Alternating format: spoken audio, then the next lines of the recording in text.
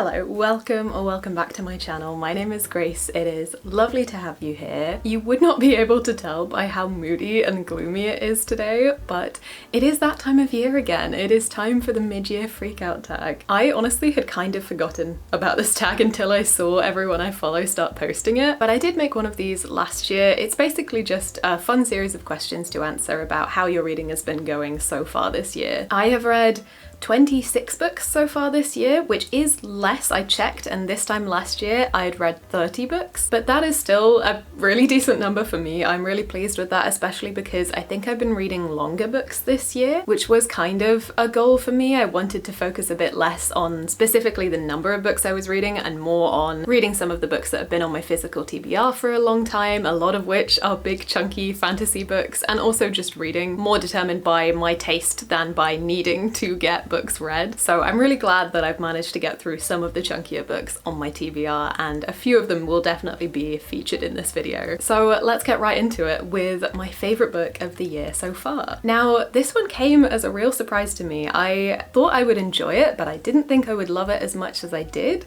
and this is Impossible Creatures by Katherine Rundell. This is a middle grade story about a boy called Christopher who follows a baby griffin into a magical portal through to these mysterious islands called the Archipelago, where magical creatures still live hidden away from humans. It is very much an adventure inspired by a lot of the great classics in children's literature, but this really brought something new to the table for me. The writing was witty, the characters were all incredibly endearing, except when they weren't meant to be, of course. There is a wonderful found family in here, and we also have a female almost main character. It kind of shifts between the two perspectives but leans a bit more towards Christopher's, but she is still such a big heart of this book, and she is such an amazing character. There is so much fun and action and incredible magical creatures in here, like you would expect, but the themes in here were also incredibly profound and interesting to me. Of course, this archipelago is here to protect these magical creatures from humans because humans have been so destructive to the rest of the world. So there is a lot of subtext in here, of course, on climate change and biodiversity and just in general the terrible things that humans are capable of doing to the planet and to each other. But there's also just so much hope in here. It doesn't explore those themes just in a negative and despairing kind of way. I felt so affirmed in all of my anxieties, but in also daring to hope that people could be better. The ending of this book just made me so emotional. I read this in a 24-hour readathon, and yeah, many tears were shed. And no one is more surprised than me that a middle grade story is my favourite book of the year so far. I do really enjoy middle grade, but it rarely makes it right to the top of my list. But this was just so impactful for me, so it has to take that top spot so far at least. There was another book that was closely behind Impossible Creatures in my favourites list though, and this actually answers the second question, which is the best sequel you've read this year? And this without a doubt has to go to Harrow the Ninth by Tamsyn Muir. This really blew me out of the water. I really enjoyed Gideon the Ninth right at the end of last year, but Harrow blew my mind. I of course won't go into the blurb too much because it is a sequel, but Gideon and the series as a whole has always been sold to me as lesbian necromancers in space, which was always enough to make me want to read it. It took me a while to get there, but I was always excited for the series. It's gory, it's weird, it's incredibly funny and irreverent in the way that it's written. It's kind of a combination of sci-fi and fantasy, and it really blends those genres incredibly well. But there is also such a difference between each of the books in the series. I've heard, I haven't gotten to know it yet, but I've heard that one is also a very different vibe to the first two. Whereas Gideon is kind of a locked room mystery, this one is much more sci-fi heavy. It's got this heavy exploration of grief throughout. This one is a little bit more experimental in the way that it's told, in the perspectives that it uses, and if you know my taste, I love all things experimental. The humour in this was so strong again, and I loved all of the characters that we had. One in particular I will be mentioning again later on in this video. And then the ending of this one was just mind-boggling to me. It just had my jaw on the floor for the last 3 or 4 chapters, I guess. I would love to go back and and reread this sometime and see if I can figure out where things were signposted earlier in the novel. But I'm having so much fun with this series, and also the audiobook specifically. I will always recommend the Maura Quirk versions of these books because I think she adds just another level to it. She makes these characters come to life like no one else. I love her narration style in every book I've heard her narrate, but I think especially she gets to show off her talent in this series because there is such a varied cast. So definitely my favourite sequel so far this year. I do also want to give a mention to A Drop of Corruption by Robert Jackson Bennett. This is the sequel to The Tainted Cup, which was my favourite book of last year. This is a fantasy mystery series. We follow Din, who is an engraver in this strange setting. Basically what this means is he has a perfect memory and he can use that to help our lead investigator Anna in her investigations of whatever mystery we're solving, depending on the book. This series has some of my absolute favourite world building. There is so much creepy plant magic. There are giant leviathans that come out of the sea and terrorize the land every few seasons. Their body parts are then used to fuel the magic and improvement of this world, the engineering. It's so intricately crafted and just incredibly creative and imaginative. I will say I don't think that I enjoyed this one quite as much as I enjoyed The Tainted Cup, but I do know that that is probably more because of the surprise factor than anything else. I think this was an incredible book, but The Tainted Cup just shocked me because I'd never read anything like that before, both in the world building and I'd never really read much mystery before in general. So this one just had crazy high standards to live up to, but I still had so much fun and I really cannot wait to continue this series. I would read so many of these, and I think he could make so many. I love the relationship between Anna and Din, our two main characters, and I cannot wait to watch that develop further throughout the series. I think if there was a question on this list for what is your favourite world you've read within this year, it would have to be this setting because it is just so complex and interesting and wild. Then we have what is a 2025 new release that you haven't picked up yet but still really want to, and this I'm gonna have to go for the new Emily Wilde novel, Emily Wilde's Compendium of Lost Tales. Yes, that's the one, by Heather Fawcett. I'm so terrible at finishing series. I'm always a little bit scared because I looked back through the series I'd read the other day and there are very few where I feel like the last book sticks the landing. But because of that, I haven't actually finished that many series, so I'm sure one of these days one's gonna come along and prove me wrong. I absolutely loved the first book in the Emily Wilde series. If you haven't heard of this series, it is kind of a light academia fantasy series. It's set in kind of an alternate version of our world back in early 1900s-ish. I'm never entirely sure of the dates, but our main character Emily is a scholar of fairies, of all things fairy, and we follow her as she travels around Europe for her studies, gets into all kinds of shenanigans, and is invariably followed by Wendell Bamblebee, who is a bit of an academic rival for her. I found the first book to be so charming. Emily is such an endearing character because she does not know how to speak to people at all. She's quite grouchy and she doesn't really understand feelings, whereas Wendell is incredibly charming in comparison. I love the way that fairies are presented in this series. I love when fairies get to be weird and mean and evil at times. And I also love that these are epistolary novels. They are written in the form of Emily's journals. So you're reading back her kind of academic journals, but also just everything she's going through on these trips. I will say I didn't love the second book as much as I loved the first one. I know a lot of people did love it, but it didn't quite work for me fully. I felt like it dragged a little bit pacing wise, and I know that a lot of people have complaints about the pacing in the first book, which I do totally understand what people are saying, but for some reason it worked for me. So I'm really interested to see how I will feel about this third book in the series. I have heard good things mostly, I think. I'm hoping my feelings about this one will be more similar to how I felt about the first book. Not that I disliked the second book, it just didn't quite meet my expectations because of how much I loved the first one. But I definitely want to get to this soon and not just keep putting it off until I have to go back and reread the whole series anyway. I do love these characters and this setting and the way that these books are written, so I really do want to wrap this one up and give it the shot that it deserves. Then we have what is your most anticipated release for the second half of the year? I have a few for this one. Honestly, I have a whole list, but I've tried to limit this down so I don't make this video too long. But first we have Uncharmed by Lucie Jane Wood, which I think is meant to come out this September. I read Rewitched by this author last year, as many people did, and I really enjoyed it, but I honestly think that this one might be even more up my street personally. In this story we follow Annie Wildwood, who is a witch with incredibly high standards for herself, but when she is tasked with mentoring a troubled teenage witch with extraordinary powers, her perfect life begins to unravel at the seams. This one has such a short blurb and I really don't know that much about it, but I know that the main character definitely is going to deal with a lot of perfectionism and people-pleasing, which are very relatable traits for me, so I feel like I'm going to feel quite seen by this one, and I know that I really enjoyed Lucie Jane Wood's writing last time. It was such a cozy book, Rewitched, so I'm really excited to pick this one up in the autumn season. We also have the sequel to Impossible Creatures coming out in September. It's called The Poisoned King, and I know basically nothing about this book. I don't really want to, because Impossible Creatures ended in such a way where the next book is going to be really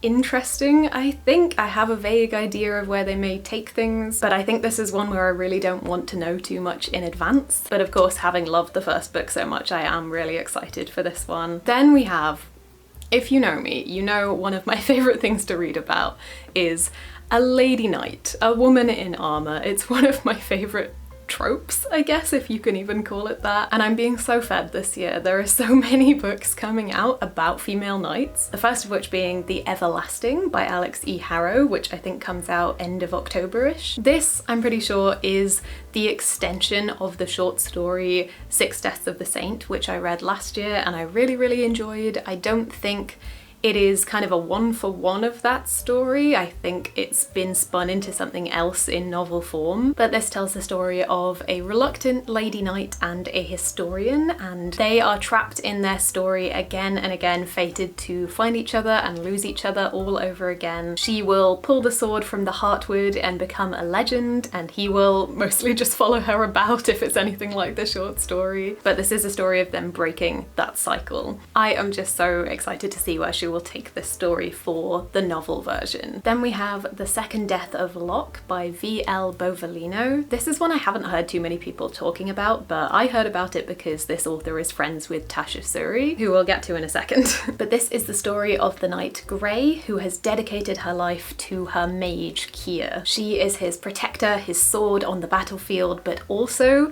the well of power that he draws from. And when they are sent on a quest to protect the child of an enemy kingdom, they are drawn into the middle of a very dangerous war where they will have to figure out what they are willing to sacrifice to protect their secret, because Grey is not any ordinary source of power, but in fact heir to the magical island of Locke, which is the source of all power, meaning that if she dies, all magic will die with her. This sounds so good. I love stories about knightly dedication. There's something about that just itches something for me. The comp titles for this one are Six Deaths of the Saint and Gideon the Ninth. So needless to say, I'm very excited.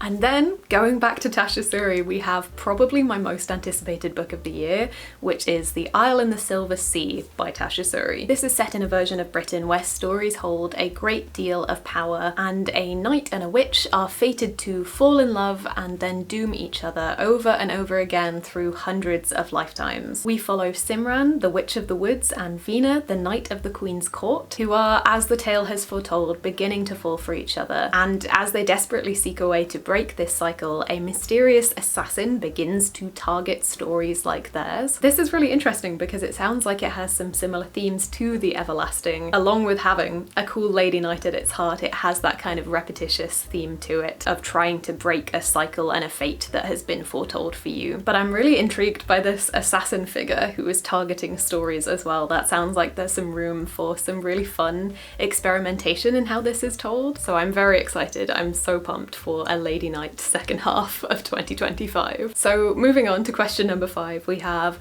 what was your biggest disappointment of 2025 so far? And Mine was Northanger Abbey by Jane Austen. Please don't come for me. Look, I love Jane Austen.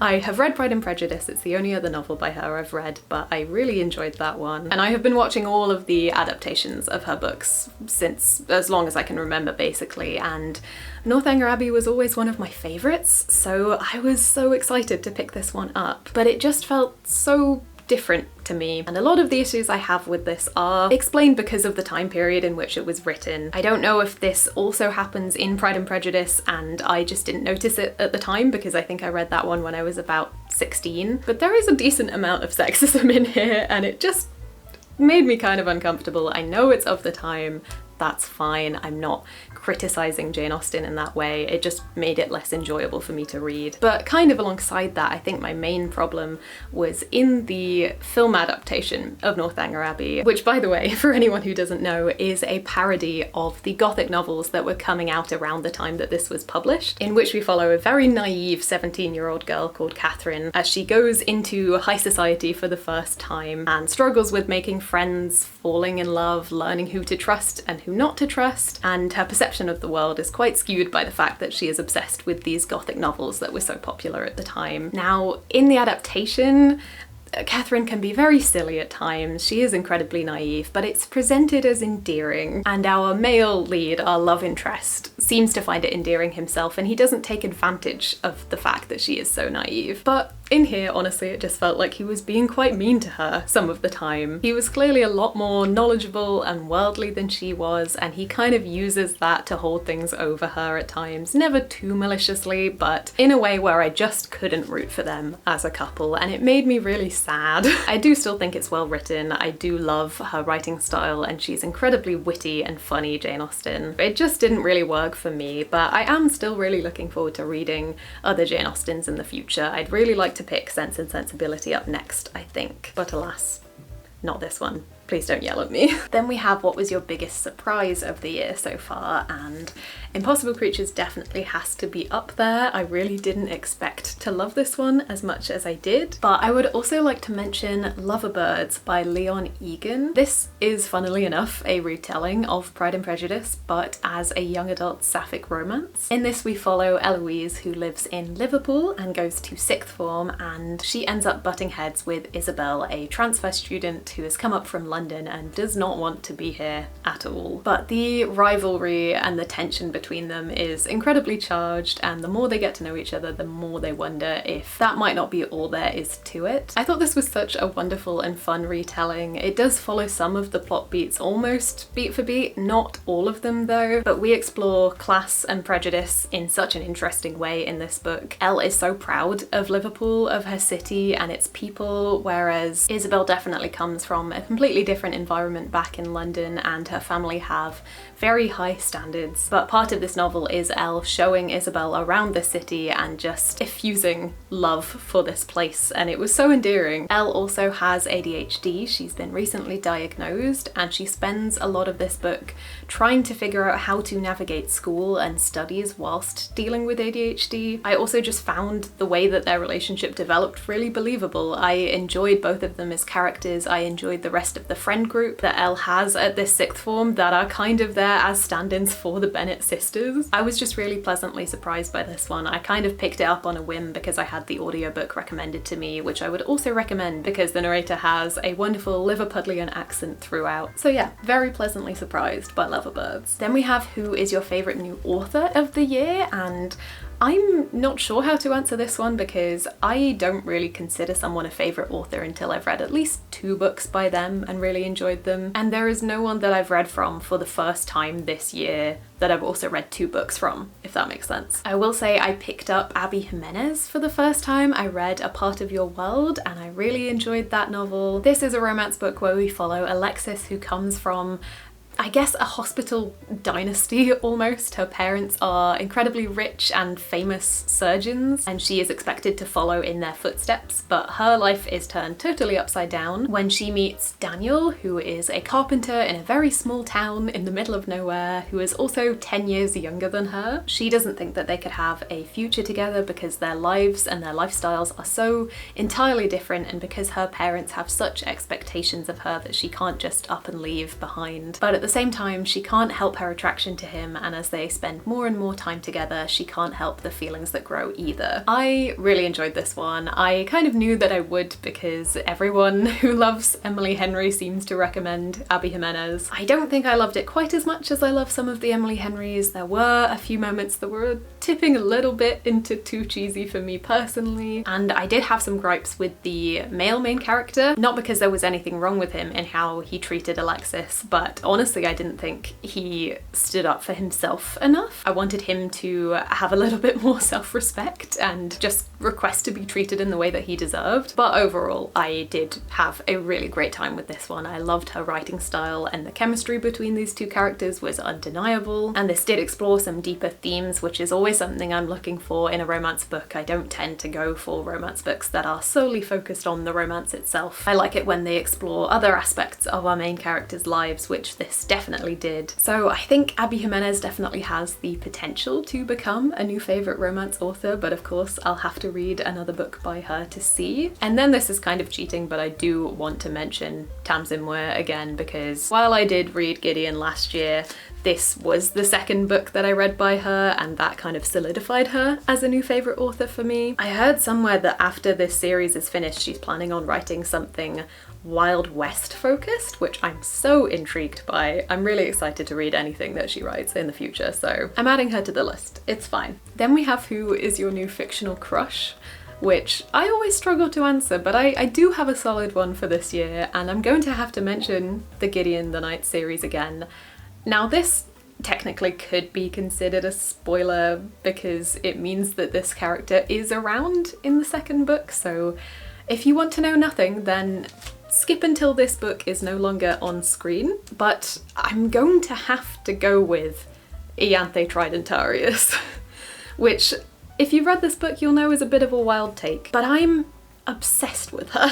She's such an icon. She's terrible and incredible and disgusting and so funny. My boyfriend and I are both obsessed with her. The person that we quote the most in our flat and beyond to people who have never read this series and never heard of it has to be Ianthe. And while we're at it, I'm going to add Maura Quirk to my list of crushes because the voices that she does for this series and beyond, I bow down to her. She is incredible. I would read books solely because she narrated them, and some of our love for Ianthe definitely comes from the way that she narrates her. We are constantly going around doing the Ianthe voice. Honestly, she can do no wrong in my book. Pop off, queen. You know? Then we have new favourite fictional character, and I am, interestingly enough, going to have to go with two incredibly goofy lesbians from graphic novels.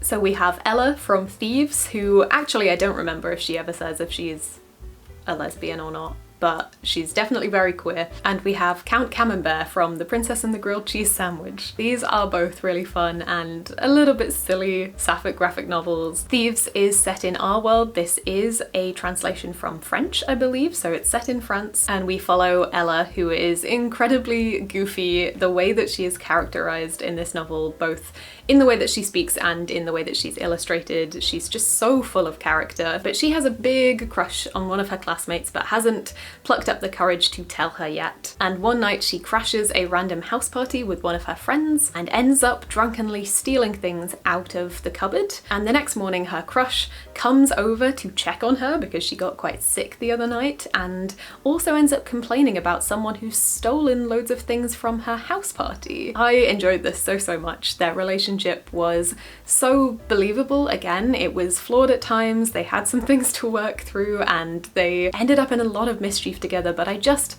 loved how expressive this book was. Ella's illustrations and the way that she acts so larger than life, she was just so endearing. And then in a similar vein, The Princess and the Grilled Cheese Sandwich is a, I guess, historical novel. It kind of has Regency era vibes, but there's also a Nintendo Switch in there. It's totally chaotic. Everyone's named after cheese. It's very silly and very goofy, and I had a great time with it. But this tells the story of Lady Camembert, who really doesn't want to marry a man, but when her father passes away, the only way to retain the family fortune is either to marry a man or to pretend to be one herself.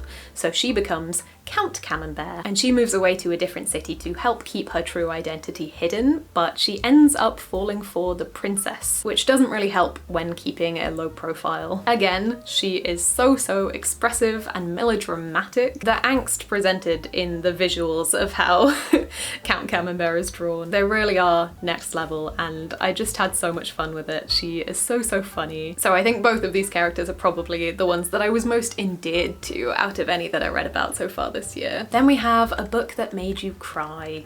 Now, the one that made me cry the most is unsurprising because it is my favourite, Impossible Creatures. I bawled at the end of this one. Part of Your World definitely made me have a good old cry at the end as well. But I also have to mention Ordinary Love by Marie Rutkoski. I just finished this one. I read it for a video where I read the most anticipated sapphic releases of this year, and I had been so excited for this one, and it did live up to my expectations. I'd say this is probably my third favourite book of the year so far. This tells the story of Emily and Jen, who were sweethearts back in high school but have since grown apart. Emily has ended up marrying a man and seemingly has a perfect life with him and their children, and Jen has since gone on to become a very famous Olympic runner. But Emily's life is not what it seems on the surface. Her husband is becoming more and more controlling, and when she ends up bumping into Jen at a party, the attraction is still very much there between them, and she begins to wonder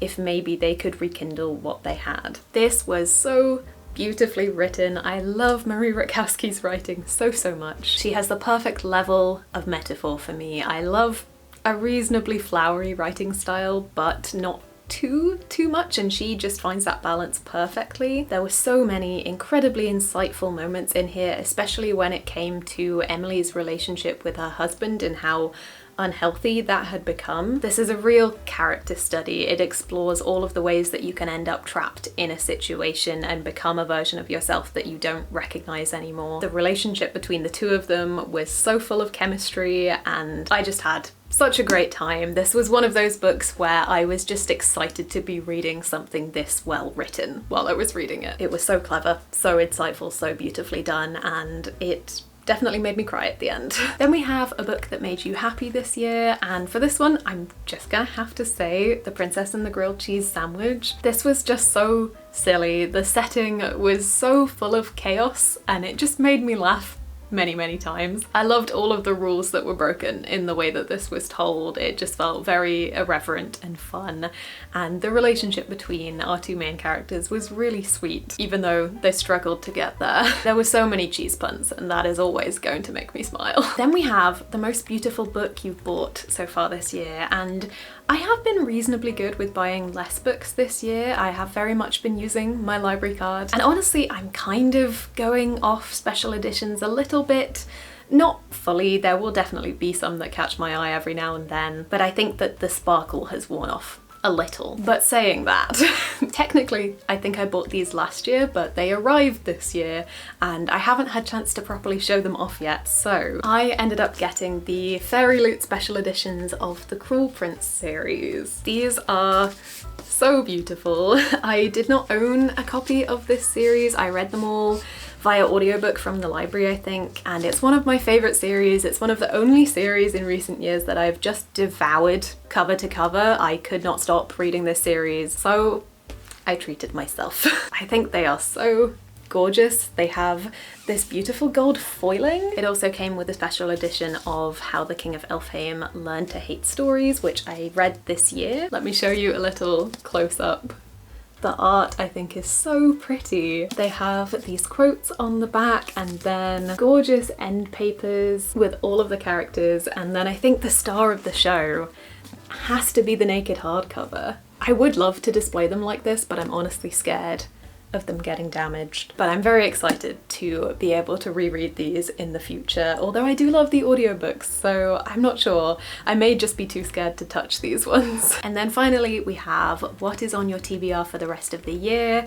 I have kept this very short because I have already put enough pressure on myself with a big TBR for the year, and I am really very much a mood reader But there is one book that I think is the most important to me that I read by the end of the year, and I have actually just started it.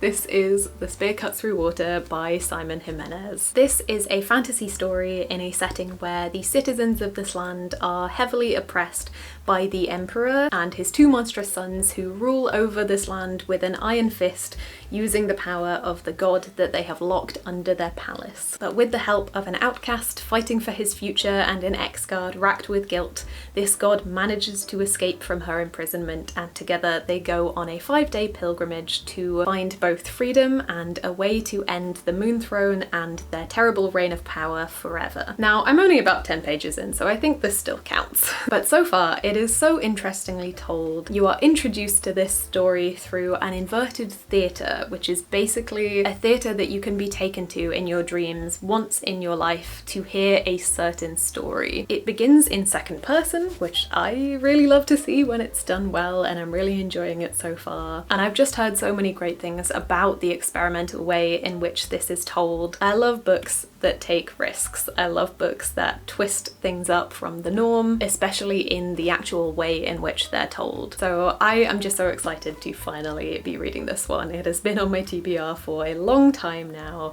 and it's finally happening. So that is my mid-year freakout for 2025. Thank you so much for being here and for watching my videos in general. I would love to hear how your reading year has been going so far. What have your favourite books been so far in 2025? And what are your second half of the year releases that you're really excited to get to? Please let me know if there are any I did not mention. But again, thank you for being here. Thank you for watching. I hope you're having the loveliest day, and I will see you in another video very soon. Bye-bye.